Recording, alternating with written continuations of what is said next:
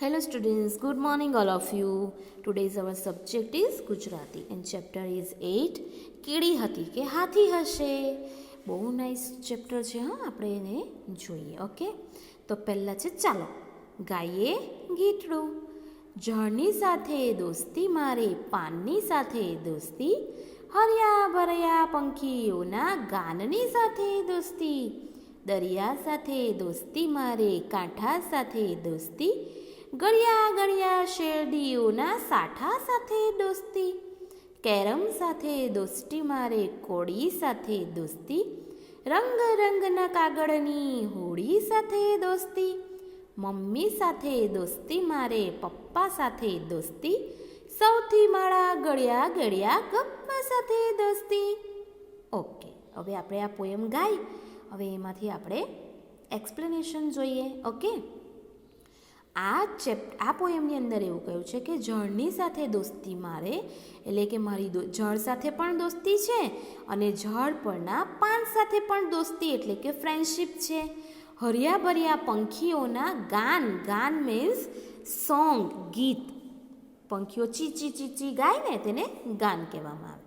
તો એમ કહે છે કે જે આ પંખીઓ ઝાડ પર બેસે છે ને, આવી રીતે જે ગીત ગાય છે ને, એ પંખીઓ સાથે પણ મારી ફ્રેન્ડશિપ છે. પછી આપણને પિક્ચર શાનું આપેલું છે? આ સીનું, બરાબર. તેમ કે છે દરિયા સાથે મારે દોસ્તી છે ને, આને શું કહેવામાં આવે? રિવર બેક એટલે કે કિનારો. તે કિનારા સાથે પણ મારે દોસ્તી છે. જો મેં અંડરલાઈન કરેલા છે ને શબ્દ, તમારે 3 ટાઈમ લખવાના છે, બરાબર. એટલે એમ કે છે કે મારે તો એની સાથે પણ દોસ્તી છે. ગળ્યા ગળ્યા શેરડીઓના સાઠા સાથે દોસ્તી. શેરડીનો સાઠો એટલે લાંબી શેરડી આવે ને એનો સાઠો કહેવાય. અને ગળ્યા ગળ્યા એટલે મીઠા મીઠા મીઠી મીઠી શેરડી છે ને, એની સાથે મારી મિત્રતા એટલે કે ફ્રેન્ડશિપ છે. કેરમ સાથે દોસ્તી મારે, કોળી સાથે દોસ્તી. કેરમ એટલે કેરમ બોર્ડ, અને જે રાઉન્ડ એની જે ટાઈગર ને બધી કૂકી હોય ને તેને કોળી કહેવામાં આવે. તો એની સાથે પણ મારી ફ્રેન્ડશિપ છે. રંગ રંગના કાગળની હોળી સાથે દોસ્તી, કે પાણીની અંદર જે પેલા કાગળ આપણને ખબર છે ને, આર્ટ એન્ડ ક્રાફ્ટની અંદર ટીચર તમને કેવી રીતે બનાવડાવે છે, બરાબર ને, નાવ બનાવડાવે છે ને, નાવડી હોળી. તો એવી રીતે એમ કે છે કે કલરફુલ કાગળની હોળી સાથે પણ મારી ફ્રેન્ડશિપ છે. મમ્મી સાથે દોસ્તી મારી, પપ્પા સાથે દોસ્તી, સૌથી મારા ગળ્યા ગળ્યા ગપ્પા સાથે દોસ્તી, કે મારી મમ્મી સાથે પણ ફ્રેન્ડશિપ છે, પપ્પા સાથે પણ ફ્રેન્ડશિપ છે, અને સૌથી વધારે મારી ફ્રેન્ડશિપ મારા ગપ્પા એટલે કે નાના બચ્ચા કેવું કરે ખબર? અમે તો અહીંયા ગયેલા, અમે તો ત્યાં ગયેલા, અમારે તો આ લેવાનું છે, આમ કરવાનું છે, એવું બધું બોલે ને, બરાબર. તો તેને કહેવાય ગપ્પા. તેમ કહે છે કે મને તો મારા આવા મીઠા મીઠા ગપ્પા સાથે પણ મારી ફ્રેન્ડશિપ છે, બરાબર. એટલે શું? તો કે આજે એક બચ્ચા તરીકે એક મસ્ત મજાની લાઈફ એન્જોય કરતું હોય એવા વ્યક્તિની વાત આ પોયમમાં કરવામાં આવી છે. ઓકે, તો આ લાઈન કરેલા જેટલા શબ્દ છે તમારે 3 ટાઈમ તમારી નોટબુકમાં લખવાના રહેશે. એના પછીનું પેજ આપણે હવે જોઈએ. હવે આ પેજ જોઈએ, બરાબર. એમાં શું કહ્યું છે કે શોધો અને લખો કે ચિત્રમાં કોણ ક્યાં ક્યાં સંતાયું છે, બરાબર. તો પહેલાં તો આપણે જે સંતાયા છે ને તેને રાઉન્ડ કરી દઈએ, બરાબર. કોણ કોણ સંતાયું છે? તો કે અહીંયા વાંદરો છે, અહીંયા સાપ છે, અહીંયા સિંહ છે, અહીંયા શિયાળ છે, અહીંયા જીરાફ છે, અહીંયા વાઘ છે, અહીંયા ડુક્કર છે, ને અહીંયા સસલું છે, બરાબર. હવે પ્રાણીઓના નામ તો અહીંયા લખશું આપણે સાપ. નંબર 1 પર સાપ. એ ક્યાં છે? તો કે ઝાડના થડમાં. ઓકે, તો આવી રીતે આપણે નંબર 2 તો અહીંયા બંદર, તો વાંદરો અને ઝાડની ઉપર. અહીંયા લખશું સિંહ, તો સિંહ 3 નંબર પર આવશે ને એમાં શું લખશું? પથ્થરની પાછળ. 4 નંબર પર શિયાળ લઈશું કે શિયાળ ક્યાં છે, બરાબર. તો શિયાળ માટે આપણે લેશું કે શિયાળ કઈ જગ્યાએ છે? તો કે ઘાસની કે ઝાડની પાછળ. 5 નંબર પર લેશું જીરાફ. જીરાફ ક્યાં છે? તો કે જળની પાછળ. 6 નંબર પર લેશું વગ, તો વગ ગુફાની બાજુમાં. પછી નંબર તમારે વધારી દેવાના, પાછળ એડ કરી દેવાના 6, 7, 8. 7 નંબર પર લેશું ડુક્કર. ડુક્કર ક્યાં છે? તો કે કીચડમાં. અને સસલું ક્યાં છે? તો કે ઘાસની પાછળ. બરાબર. આવી રીતે આપણે લખી દેવાના છે પ્રાણીના નામ અને એની બાજુમાં એ ક્યાં છે તે. ઓકે, હવે જોઈએ આગળનું.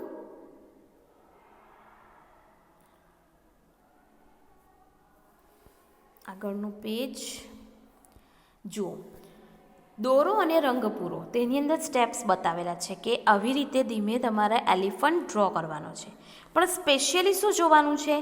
તો કે એલિફન્ટનું જે આ પેટ છે, આ પેટ એની ઉપર શ્ર અહીંયા બતાવેલું છે ને, તો તેમાં શ્ર લખવાનો છે. બરાબર. પછી એલિફન્ટના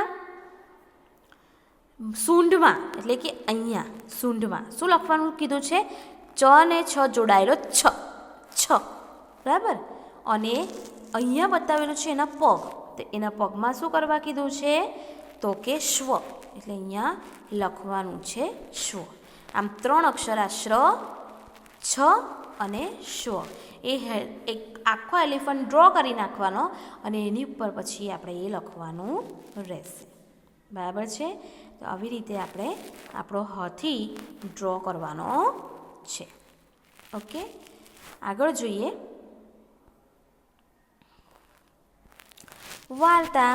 હવે વાર્તા જોઈએ, બહુ મજા પડશે. હા, વાર્તાનું હેડિંગ છે એન ઘેન દીવા ઘેન. આ એક જોડકણા જેવું છે. આપણે બોલીએ ને આવરે વરસાદ, ધેબરીઓ પ્રસાદ, એવી રીતે બોલીએ ને, તેવી રીતે આ એન ઘેન દીવા ઘેન એ એવું થોટ બનાવેલો છે. તો જોઈએ, અહીંયા નાના નાના પ્રસંગ આપેલા છે. બરાબર.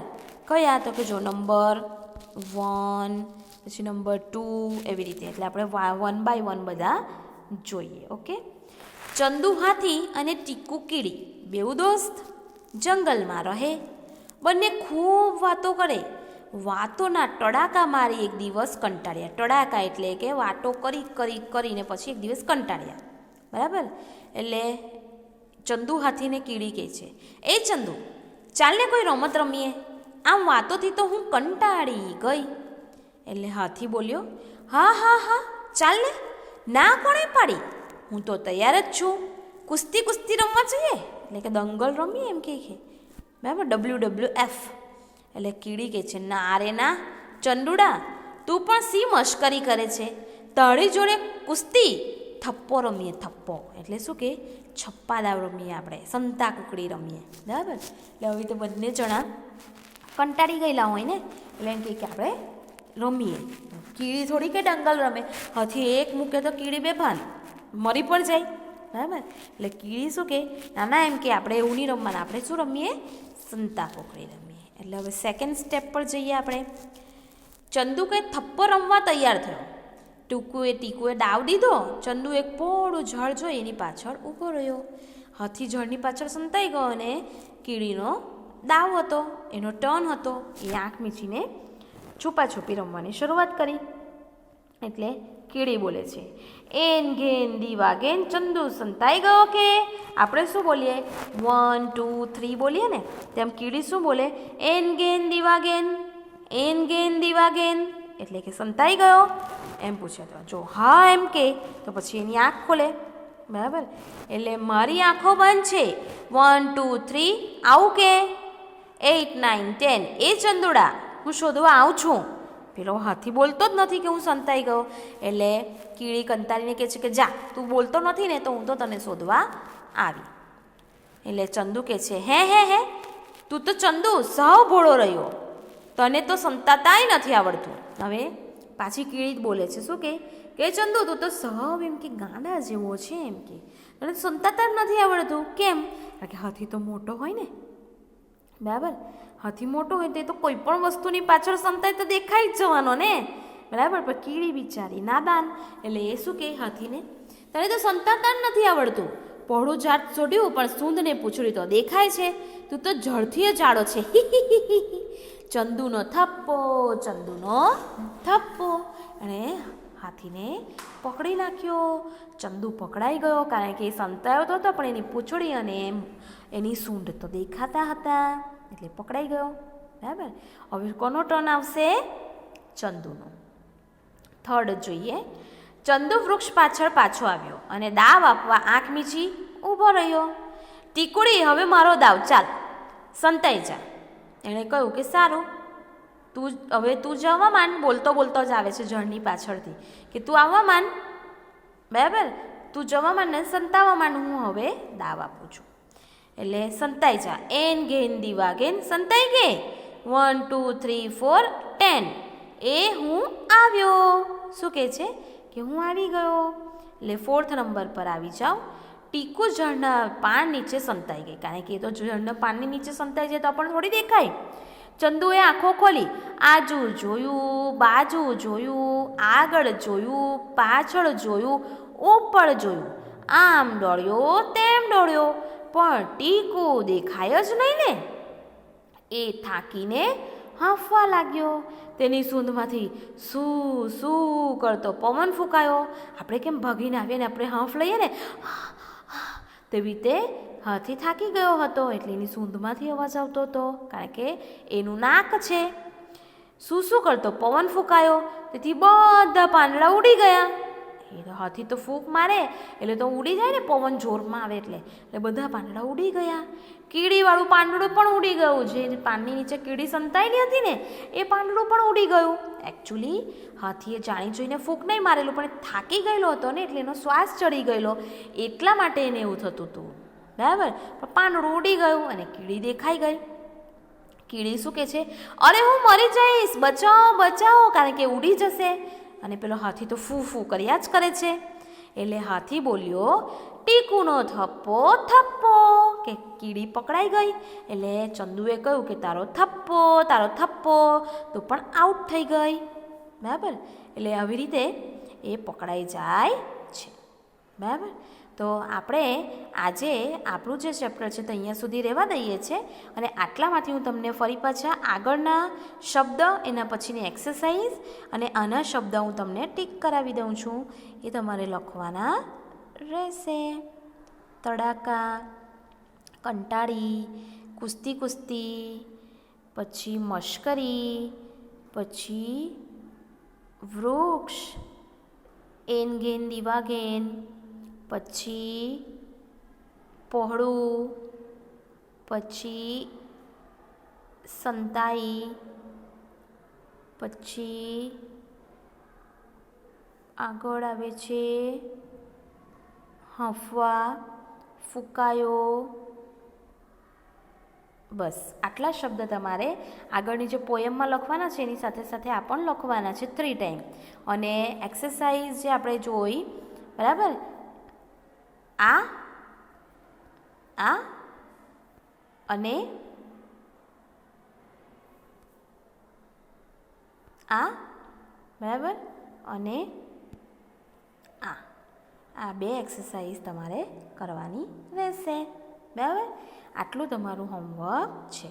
નેક્સ્ટ વિડીયો સાથે ફરી પાછા મળીશું. Okay, thank you.